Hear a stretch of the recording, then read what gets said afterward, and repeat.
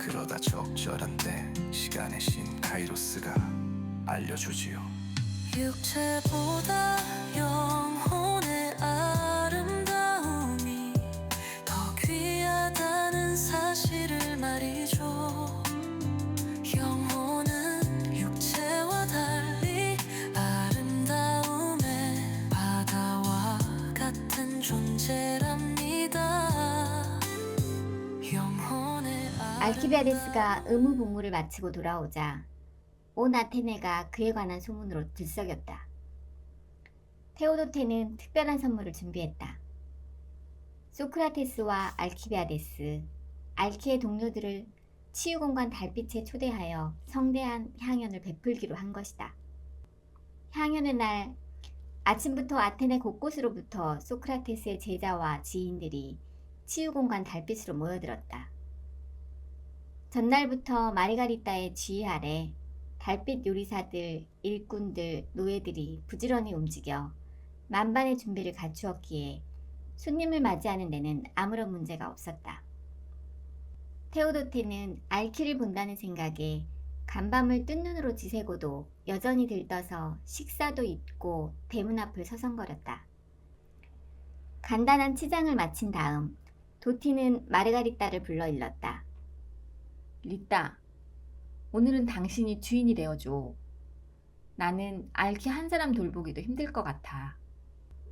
해가 뜨고 알키가 문을 열고 들어왔는데 도티는 애써 흥분을 가라앉히려 했지만 두근거리는 가슴을 억누를 수가 없었다. 맨발로 뛰어나가 알키의 팔을 붙잡아 정원 의자에 앉아 그간의 일을 묻기 시작했는데 시간이 어떻게 흐르는지도 몰랐다.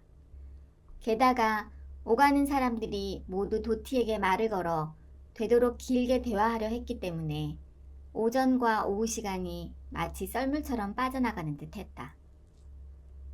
저녁이 되어 초청받은 이들 모두 연회장에 모인 뒤 본격적인 향연이 시작되었다. 긴 테이블 가운데 소크라테스가 앉고 나머지 자리는 주로 소크라테스의 12제자라 불리는 사람들이 앉았다. 이들은 크게 네 부류로 나뉜다. 먼저 크레톤, 파이돈, 시미아스, 케베스. 이들은 자기의 의견을 적극적으로 개진하는 고참 부류다. 다음으로 멀리서 온 청강생들인 안티스테네스, 에우클레이데스, 아리스티포스.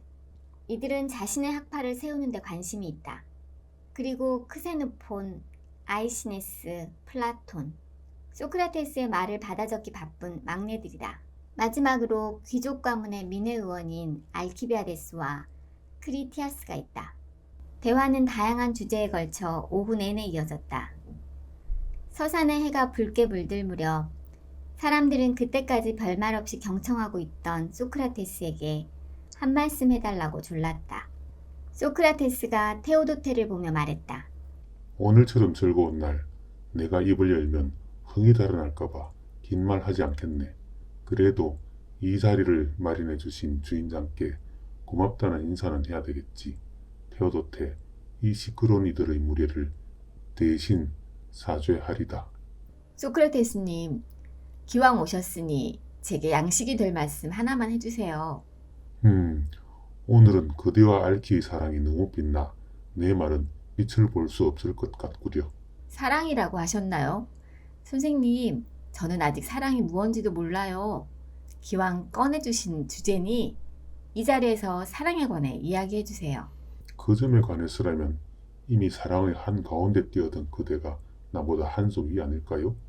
제가 듣기로 선생님께서 얼마 전 북부 아르카디아의 현자를 찾아 사랑에 관해 물었다 하지요. 그 지혜를 저희에게 나누어 주세요. 이렇게 전곡을 찌르니 피할 길이 없구려. 내가 대가 없이 받았으니 나도 대가 없이 내놔야 하지 않겠소? 그럼 그 이야기를 해보리다.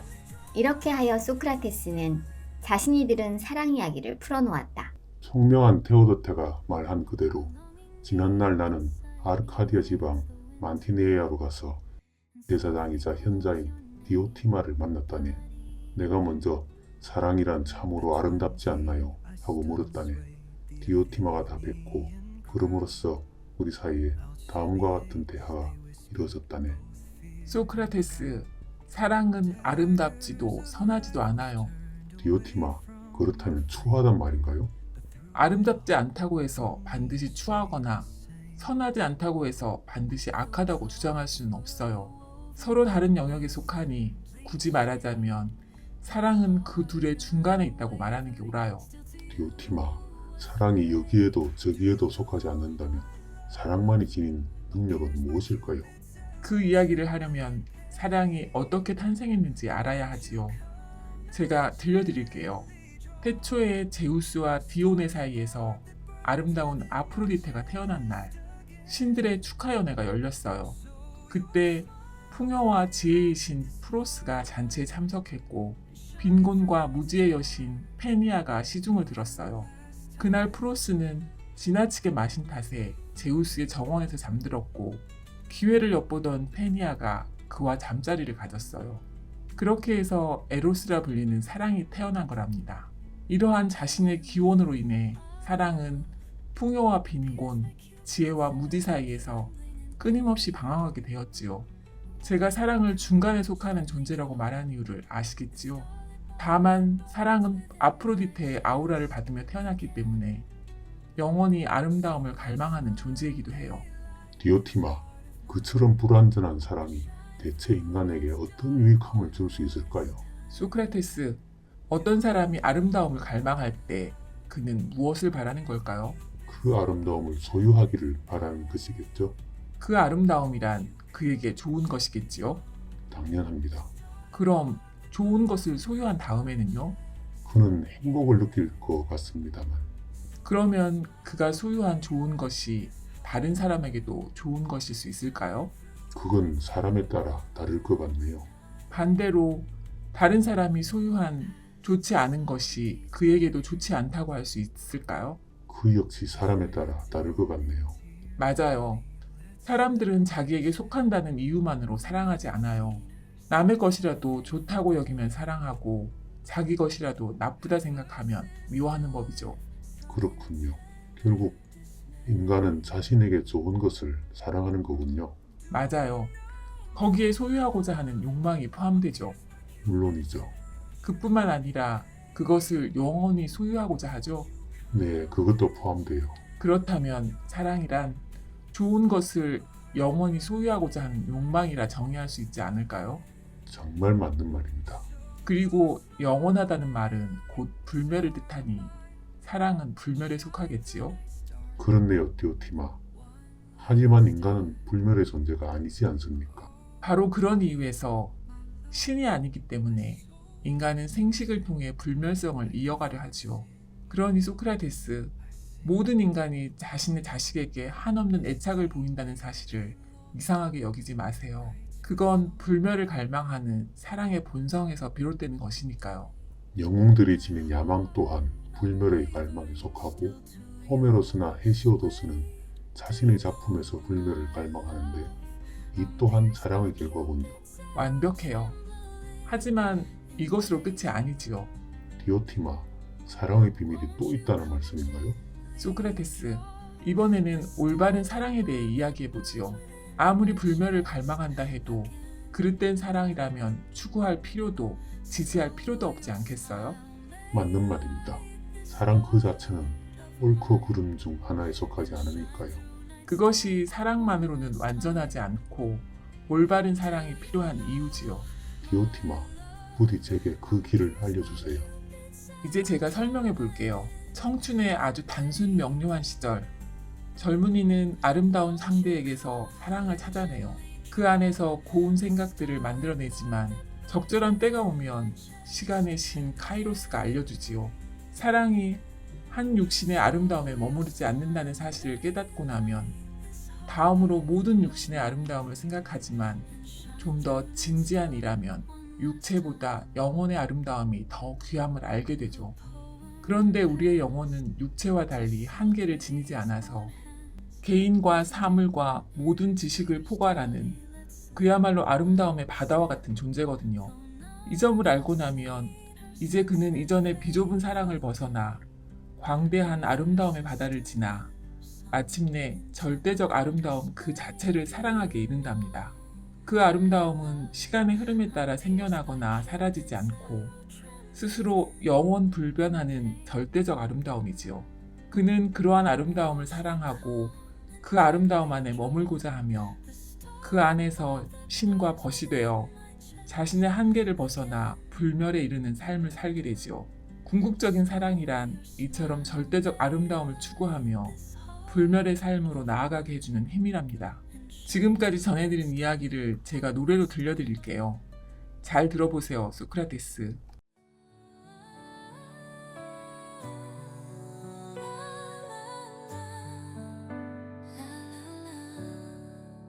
사랑은 아름답지도 선하지도 않아요. 사랑은 추하지도 악하지도 않지요. 사랑은 옳고 그름에 속하지도 않아요. 남의 것이라도 좋다 여기면 사랑하고 자기 것이라도 나빠 보이면 미워하지요.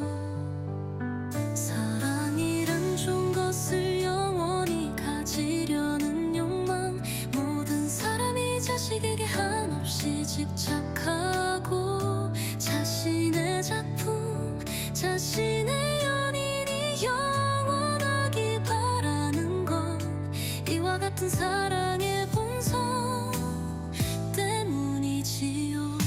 불멸의 사랑은 올바른 사랑의 여정 끝에 완성되지만 그 길은 멀고 힘들어 아무에게나 허락되지 않아요.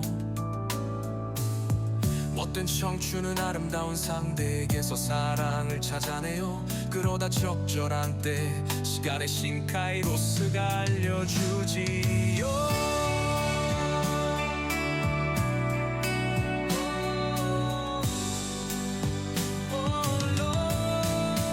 육체보다 영혼의 아름다움이 더 귀하다는 사실을 말이죠. 영혼은 육체와 달리 아름다움의 바다와 같은 존재랍니다.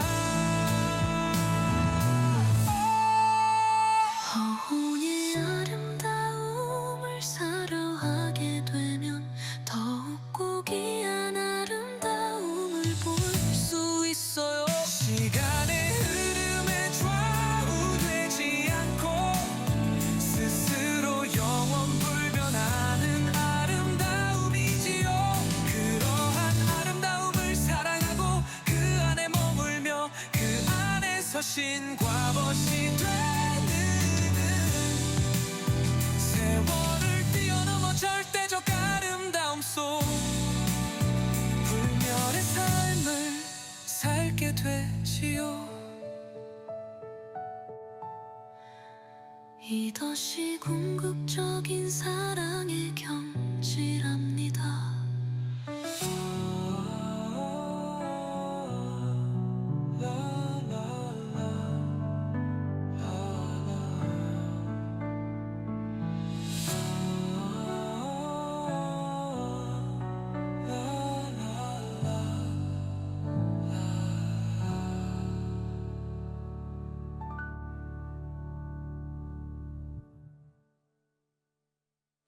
잠시 숨을 고른 뒤 디오티마가 부드러운 목소리로 이렇게 말했다네. 소크라테스, 당신께 말해주고 싶은 게 있어요. 제가 존경에 맞지 않는 델포이의 여사제 피티아가 알려주었어요. 아테네의 소크라테스보다 더 지혜로운 자는 없다고 말이지요.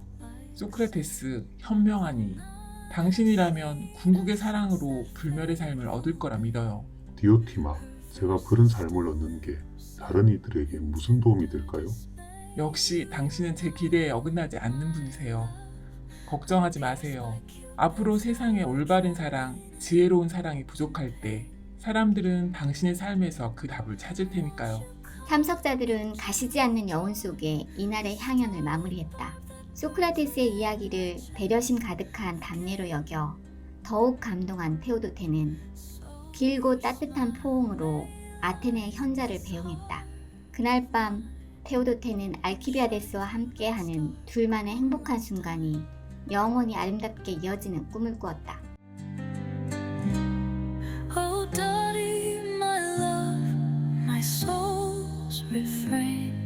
Like the verse in your poem, I sing your name. This deep aching longing, it writes my song again.